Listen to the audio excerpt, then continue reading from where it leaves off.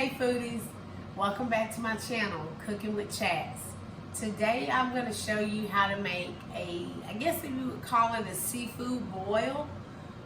I'm going to call it cooking crab, shrimp, lobster tails, and some corn and potatoes on the side. Yeah, those are all the components of a seafood boil, but I do mine a little bit different because I don't like all of my seafood soaked in liquid. So I'm going to jump straight in and show you the ingredients and then walk you through how I put all this together. We have our crab legs, lobster tail. Keep in mind, what you see here is for a dish for two. So crab legs, lobster tail, shrimp. We have corn, potatoes, onions, garlic, and then up for our seasoning, it's like you can use whatever you like. I prefer Old Bay, but they were out, so I'm using some other Cajun seasoning. Extra virgin olive oil, salt, pepper, and this is the water. This is nowhere near how much water I'm gonna use, but an idea, water. So let's go ahead and get started. The first thing I wanna do, and the way that I cook this, is the potatoes and corn. So I have a large stock pot, and what I'm gonna do immediately, I'm gonna add some extra virgin olive oil to that, and I'm gonna add my onions immediately, because as you know, as I've told you in other dishes, that's all I got going on. Okay. And what we're going to do is we're going to get our onions and our garlic sweating at the same time. Now, the reason why I'm not concerned about adding this garlic right now and the concern about burning is because, one, I'm using a non-stick pan, and immediately I put olive oil in there and I am going to put a lid on it, which is going to prevent the probability of the garlic burning. So if you're cooking with a stainless steel, then you want to wait to add your garlic. Keep in mind, non-stick. The other dish I have right here is for my all of my seafood. I don't like to add all of it together, so we're going to cook the seafood separately, and that's what this dish is for. This doesn't take a lot of time to get going. I just want to get that, started a little bit. I have it on a high heat. Matter of fact, I'm gonna take it back to a high heat, and that stuff it's going. So now what I'm gonna do is I'm gonna add in a 2 cups of water. All right, and I'm gonna add what I was talking about, that Cajun seasoning, about a tablespoon worth. This right here is a teaspoon, so 3 teaspoons get you a tablespoon. Cover that up, and I'm gonna let that get going. Keep in mind, I only put 2 cups of water, liquid, in there so that we can get going pretty quick. Then you'll see me add an additional 4 cups. So you're gonna take 6 cups of liquid in order to cook those potatoes and corn. This is my shortcut method. It gets things done a lot quicker. So we got our pot. It is rolling. Like I said, I just wanted to get this stuff going. The seasoning's cooking. And now I'm gonna add those other 4 cups. Now I'm gonna put the last 2. That's the 6 cups that I was talking about. So now my pot has come up to a boil like I wanted it to, like I was saying. See those bubbles? Perfect. So I'm gonna go ahead and add my potatoes. Now, of course, all the recipes I'm sure you've seen, they have the red potatoes. Use your red potatoes. I didn't have those in my pantry. I wasn't going out to go get any just for this recipe. White potatoes work just as well. So, add our corn also. And now I have this at a, because you, like I said, you don't ever want to cook non-stick at a screaming 10, which is the complete high, right? So put it at about a 7 or 8, so that'll be a medium high. And we want to cook this for at least 7 minutes. It's not going to be done, but you want to time your food so everything's done at the same time. So, I'm going to smell that. Oh, that smells really good. Just because, this is what I'm talking about. You have to learn how to cook on the fly. I'm smelling that. I want it to be a little bit more seasoned. I'm going to put 1 more teaspoon of seasoning in there. Just for good measure. Okay? Because we have potatoes. Potatoes take a lot of salt. And corn, you know, it can take it or leave it. But the potatoes really need it. So we're going to cook that for 7 minutes, and then when we come back, we're going to put our seafood on. So my timer for my corn and potatoes has gone off. So everything is bubbling like I want it to. I'm going to add some pepper because we are a peppery type of house, okay? That's just like something on the side. I'm deciding to do that. Some people might say the seasoning that's in the Cajun stuff is enough. I want a little bit of pepper. So that's good to go. We're going to keep that going at a medium high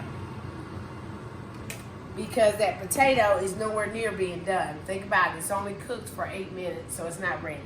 Okay? So that, now we're going to move on to our seafood.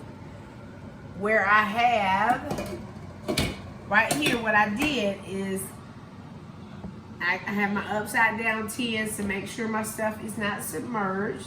I'm going to add a little bit of water. And in that water, what I like to do is I add some of that Cajun seasoning. Not much, because it will stick to your pan, okay? It's going to make a little bit for a cleanup, but it's worth it. My thought is what it does as it steams, that stuff is just getting even more into your food. So we have that ready. I'm going to put that lid back on because I want to go back to my seafood and tell you about it. So the crab legs, what I did before I started this video is I went ahead and rinsed and cleaned, rinsed them off. And I went ahead and sprinkled them with the Cajun seasoning. Put a little bit in here so that it started, like I do any meat, starts to get into the meat and it just becomes delicious. Obviously, it doesn't go through the shell, but what happens is as you're eating it, you're cracking the shell, your hands are getting dirty with that seasoning, you touch that meat and you're seasoning it that way. So the meat, the crab legs have been seasoned.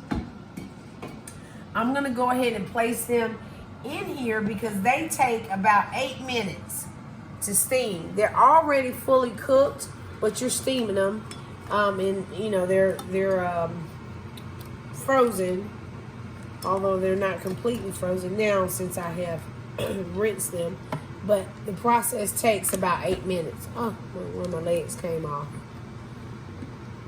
Try as much as you can not to completely submerge them. But you want to make sure your lid can fit.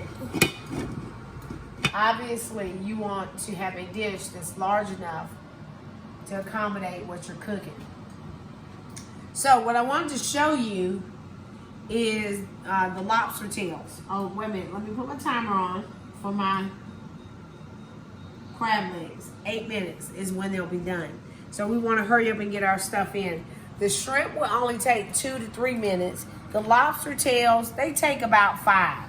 So I already cut one. What you want to do is, I'm going to come right here. You want to cut it straight down the middle.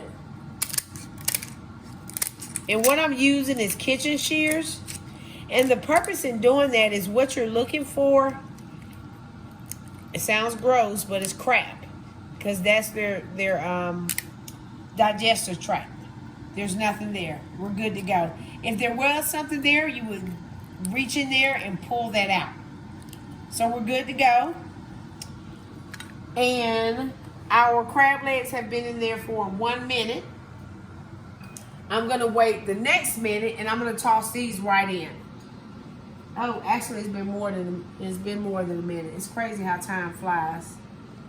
So I have seasoned these also with the Cajun seasoning. I'm going to put a little bit of dusting on this one because I didn't do it on that one. As you can see, I had already done it on that one. So that was good to go. Had some dusting on it. We're going to put these right in. These are actually cooking because they're raw. Okay? The shrimp. Ooh, see? Got to make sure you got enough room. There we go. Now, the shrimp are going to take about 2 to 3 minutes to cook. If you notice, my lid has a little opening.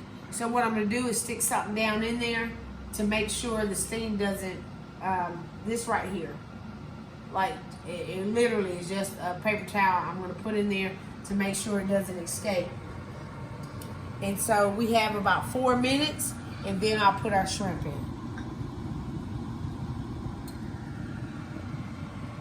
All right, so now we are at the point where our timer has 2 minutes left. So what that means is we need to add these shrimp in. We have the crab meat and the lobster. They're cooking perfectly. When you see what I'm talking about, see how this is almost done? This lobster, it's not completely done yet. So the idea is you want everything done at the same time. And this is how you do it. Don't take it for granted because you will have, you know, rubbery meat. Who wants that? So we're going to put all that in. Don't put your shrimp in the liquid. It will steam and cook. So now we have 2 minutes left. This will be beautiful when it's done. So I'll see you in 2 minutes. So while our shrimp and everything is finishing up, ooh, we're almost done. You want to make sure your butter is ready. I have already melted some, it's called, I think it's cream, I don't know the exact term is, but it's real butter, it's not margarine, and it's unsalted is what you want. Think about all the salt that you have already put on your dish. So what I like to do, because I put the Cajun seasoning on it already, I don't want my butter Cajun seasoning. That's just a preference. If you do want it, absolutely add that. But what I do is I just add a little bit of garlic powder to my butter. Just a little bit. I mean, it's probably like, I'm probably adding 2 teaspoons to a half a stick of butter. And that's it. That's all you do. And if you want to like spruce it up a little bit, you can put some cilantro in there. Like finely diced though. No stems. Or rosemary, finely diced. Put it in there, microwave it, and it'd be great. But I think you would really like just butter and garlic. So good. So I'm going to pop this in the microwave for about 30 seconds to a minute. Make sure you have a lid on it because it will pop when it's liquidy like this. But you'll love it. So I'll see you probably in like a minute. I think we're almost done. All right, so our seafood extravaganza is done. If you will look at, if you can come on in and show them what this looks like under the lid. Oh my goodness, the shrimp are done. The lobster tail is done. Obviously the crab legs are completely heated and we are ready to eat. Ooh, that's hot. Our potatoes and corn, completely done. That is ready. If I had a knife, which I'm about to get, those are done. Look at that fork tender. Oh, so good. I am so ready to eat this, obviously. We are going to plate this, come back, and wrap up this video. You're going to see just, wait a minute. I guess I should take the lid off, huh? Show them how. Oh my goodness. That is delicious. You got your shrimp, lobster, and crabs. If you have been paying somebody to cook this for you, see how easy this is. You can do it in a skillet, man. So like I said, when you come back, I'm gonna put this all on a plate, make it beautiful. I'm gonna wrap this up. See you in a minute. So here is the plated masterpiece. You have our crab legs, the shrimp, the lobster tail is peeking out over there, our potatoes, and corn.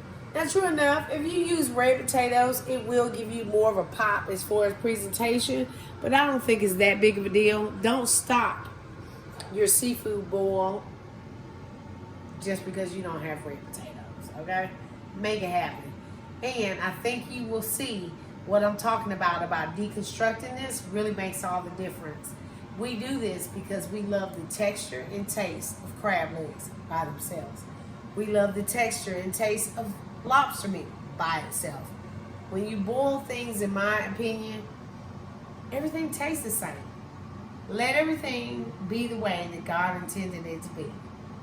So, take what I showed you, make it your family's best way to do a seafood boil. And I hope to see you the next time on my next video. If you haven't already, please click the like button and subscribe to my channel. And I'll see you next time. Can't wait to eat this.